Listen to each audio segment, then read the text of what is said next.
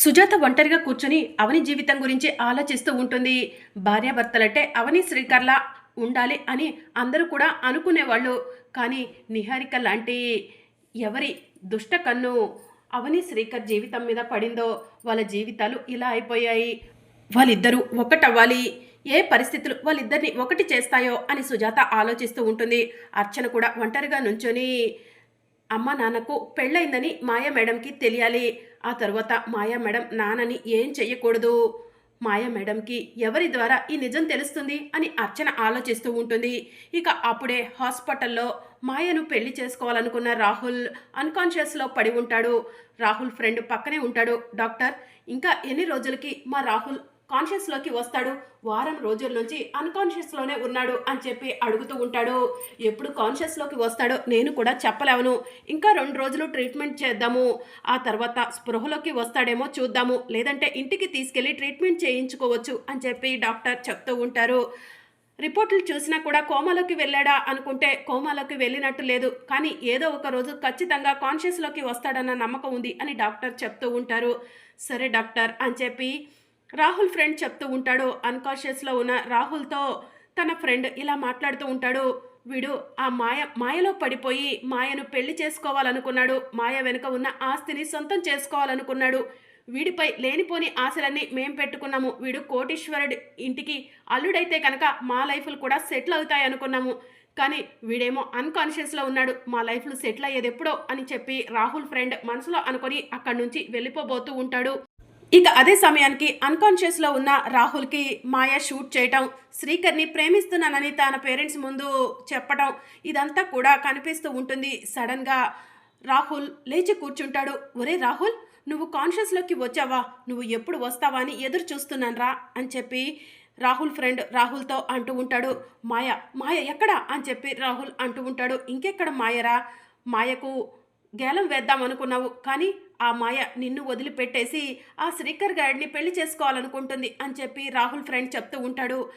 అలా అయితే నేను చూస్తూ ఊరుకుంటానా అని చెప్పి రాహుల్ అంటూ ఉంటాడు. ఊరుకోక ఏం చేస్తావురా, ఇక మన చేతులు దాటిపోయాయి అని చెప్పి రాహుల్ ఫ్రెండ్ రాహుల్కి చెప్తూ ఉంటాడు.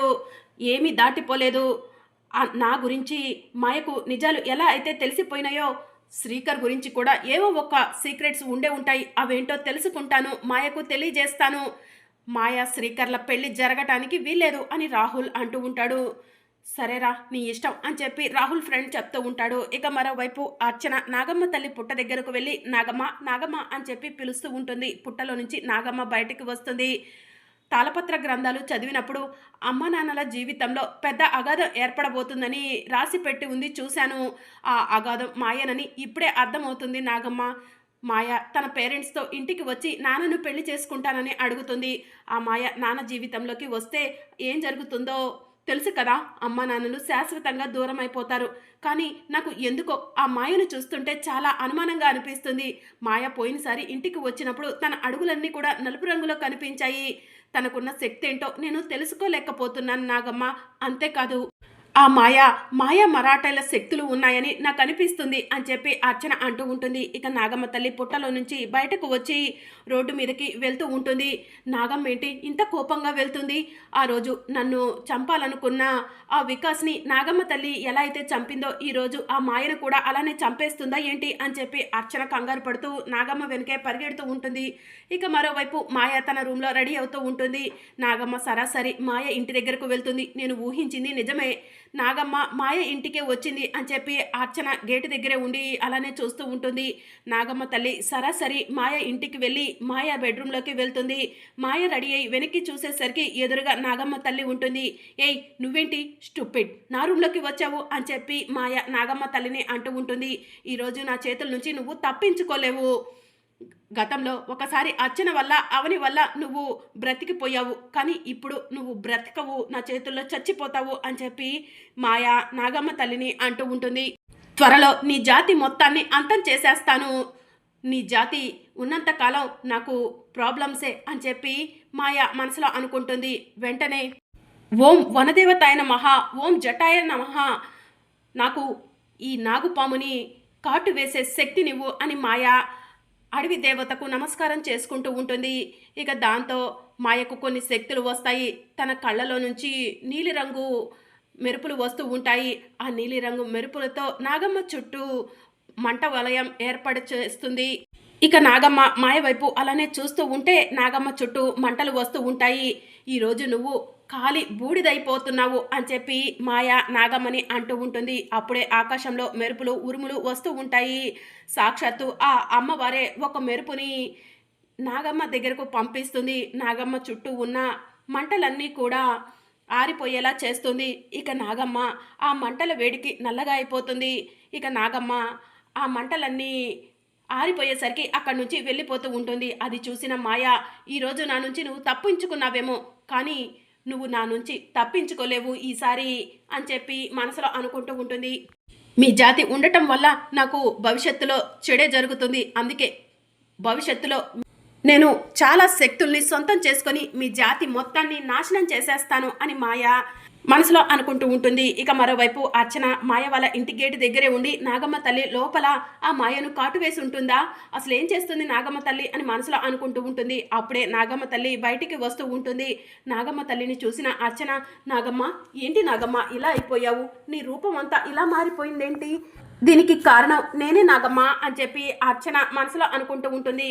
ఇక మరోవైపు నాగమ్మ అక్కడి నుంచి వెళ్ళిపోతుంది. అప్పుడే మాయ తన రూమ్లో నుంచి కారు దగ్గరికి వస్తూ ఉంటుంది. అర్చన మాయను చూసి, మాయకి ఏం కాలేదు అంటే మాయకు ఏదో శక్తులున్నాయి, ఆ శక్తులను ఉపయోగించబట్టే నాగమ్మ మాయను ఏం చేయలేదా అని అర్చన మనసులో అనుకుంటూ పక్కకు వెళ్ళి నాగమ్మను చూస్తూ ఉంటే నాగమ్మ నలుపు రంగు నుంచి మామూలు రంగుకి మారిపోతుంది. ఇదేం వింత, అసలు నాకేమీ అర్థం కావట్లేదు అని అర్చన మనసులో అనుకుంటూ ఉంటుంది. ఇక మాయ కారులో అక్కడి నుంచి వెళ్ళిపోతుంది. ఇక అర్చన కూడా కాసేపు ఆలోచించి అక్కడి నుంచి వెళ్ళిపోతుంది. ఇక మాయ ఆఫీస్కి వెళ్తుంది. ఆఫీస్కి వెళ్ళగానే శ్రీకర్కి ఫోన్ చేసి నా క్యాబిన్కి రా శ్రీకర్ అని చెప్పి అంటూ ఉంటుంది. అప్పుడు శ్రీకర్, మాయ నిన్న మా ఇంటికి వచ్చి పెళ్లి సంబంధం గురించి మాట్లాడాలనుకుంది కదా, ఆ విషయం గురించి డిస్కస్ చేయడానికే రమ్మంటుందేమో అని శ్రీకర్ మనసులో అనుకొని, పెండింగ్ ఫైల్స్ చాలా ఉన్నాయి మేడం, వాటిని వెంటనే పంపించాలి అని శ్రీకర్ చెప్తూ ఉంటాడు. అవన్నీ తర్వాత చూసుకుందాం, ముందు నువ్వైతే నా క్యాబిన్కి రా అని చెప్పి మాయ అంటూ ఉంటుంది. ఇక శ్రీకర్ మాయ క్యాబిన్కి వెళ్ళి గుడ్ మార్నింగ్ మేడం అని చెప్పి అంటూ ఉంటాడు. గుడ్ మార్నింగ్ శ్రీకర్ గారు, కూర్చోండి అని చెప్పి మాయ అంటూ ఉంటుంది. ఇక శ్రీకర్ కూర్చుంటాడు. నేను నిన్న నా పేరెంట్స్తో కలిసి మీ ఇంటికి వచ్చాను. నేను నిన్ను మొదటి చూపులోనే ప్రేమించాను శ్రీకర్ గారు. నేను రాహుల్తో పెళ్ళి ఇష్టం లేదని నా పేరెంట్స్కి చెప్పేసి నిన్ను పెళ్లి చేసుకోవాలనుకుంటున్నానని లైన్ క్లియర్ చేసేసుకున్నాను. మన ఇద్దరం పెళ్లి చేసుకుందాం శ్రీకర్ గారు అని చెప్పి మాయ అడుగుతూ ఉంటుంది. నేను ఎంతో మదన పడ్డాను రాహుల్తో పెళ్ళి అనేసరికి, కానీ రాహుల్తో నాకు పెళ్ళి అసలు ఇష్టం లేదు. నా పేరెంట్స్కి రాహుల్ అంటే ఇష్టము, నాకు మీరంటే ఇష్టము. ఎలా ఈ ప్రాబ్లమ్ని సాల్వ్ చేసుకోవాలా అనుకున్నాను, ఏదో ఒకలా సాల్వ్ అయిపోయింది. ఇప్పుడు మన ఇద్దరి పెళ్ళికి పెద్దవాళ్ళు గ్రీన్ సిగ్నల్ ఇచ్చేశారు, మీరు కూడా ఒప్పుకోండి శ్రీకర్ గారు అని చెప్పి మాయ అంటూ ఉంటుంది. ఇక శ్రీకర్ ఏం మాట్లాడు, మీ మౌనానికి అర్థం అంగీకారమనేనా అని చెప్పి మాయ అడుగుతూ ఉంటుంది. నిన్ననే కదా చెప్పింది, ఆ విషయం గురించి ఆలోచించి నిర్ణయం తీసుకుంటాను అని శ్రీకర్ అంటూ ఉంటాడు. మీరు నో అని చెప్పకూడదు, నన్ను పెళ్లి చేసుకుంటానని చెప్పాలి అని మాయ అంటూ ఉంటుంది.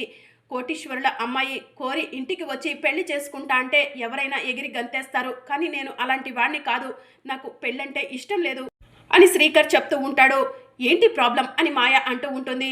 నా ప్రాబ్లమ్స్ నాకు ఉంటాయి, ప్లీజ్ నన్ను అర్థం చేసుకోండి అని శ్రీకర్ అంటూ ఉంటాడు. ప్లీజ్ శ్రీకర్ గారు అలా అనకండి, నేను మిమ్మల్ని ప్రాణం కంటే ఎక్కువగా ప్రేమిస్తున్నాను, నన్ను కాదనకండి అని మాయ అంటూ ఉంటుంది. నేను ఆలోచించి నిర్ణయం తీసుకుంటాను, నా నిర్ణయం తర్వాత చెప్తాను అని చెప్పి శ్రీకర్ అక్కడి నుంచి బయటికి వచ్చేస్తూ ఉంటే ఎదురుగా అవని ఉంటుంది. అవని అప్పటి వరకు జరిగిందంతా కూడా చూస్తూ ఉంటుంది. శ్రీకర్ అవనిని చూసి, అవని మాయ పెళ్లి గురించే మాట్లాడుతుంది, ఎస్ చెప్పమని రిక్వెస్ట్ చేస్తుంది అని చెప్పి శ్రీకర్ అంటూ ఉంటాడు. మరి ఏమన్నావు బావా అని చెప్పి అవని అంటూ ఉంటుంది. మాయను పెళ్లి చేసుకోవడం నాకు ఇష్టం లేదని డైరెక్ట్గా చెప్పలేకపోయాను, ఎందుకంటే అమ్మ ప్రమాణం చేపించుకుంది కాబట్టి నాకు పెళ్లి ఇష్టం లేదని చెప్పాను అవని అని చెప్పి శ్రీకర్ అంటూ ఉంటాడు. మరి ఈ ప్రాబ్లంకి సొల్యూషన్ ఎలా అని చెప్పి అవని అంటూ ఉంటే, ఈ ప్రాబ్లంకి సొల్యూషన్ నువ్వే చెప్పాలి అవని, ఒక ఆడదాని మనసు ఆడదే చదవగలదంటారు, అలానే మాయకు ఏదో ఒకలా నచ్చజెప్పు, నాకు ఇష్టం లేదని చెప్పు అని శ్రీకర్ అంటూ ఉంటాడు. ఇంకా శ్రీకర్ అక్కడి నుంచి వెళ్ళిపోతాడు. అవని ఫైల్స్ తీసుకొని మాయ రూమ్లోకి వెళ్ళి, మేడం మీ సైన్ కావాలి అని చెప్పి అంటూ ఉంటుంది. ఇలా ఇవ్వు అని చెప్పి మాయా ఫైల్స్ మీద సంతకం చేస్తూ ఉంటుంది. మేడం, మీరు ఏమీ అనుకోనంటే మీ పర్సనల్ విషయం గురించి డిస్కస్ చేయొచ్చా అని చెప్పి అవని అడుగుతూ ఉంటుంది. ఆ రైట్స్ నీకు మాత్రమే ఉన్నాయి అవని, డిస్కస్ చెయ్యి అని చెప్పి మాయా అంటూ ఉంటుంది. శ్రీకర్ గారికి మిమ్మల్ని పెళ్లి చేసుకోవడం ఇష్టం లేదనుకుంటా, చాలా డల్గా ఉన్నారు అని చెప్పి అవని మాయతో చెప్తూ ఉంటుంది. మాయ షాకింగ్గా అవని వైపు అలానే చూస్తూ ఉంటుంది. మరి అప్కమింగ్ ఎపిసోడ్లో ఏం జరగనుందో తెలుసుకోవాలనుకుంటున్నారా? అయితే ఛానల్ని సబ్స్క్రైబ్ చేసుకొని సపోర్ట్ చేయడం మర్చిపోకండి. Thank you for watching.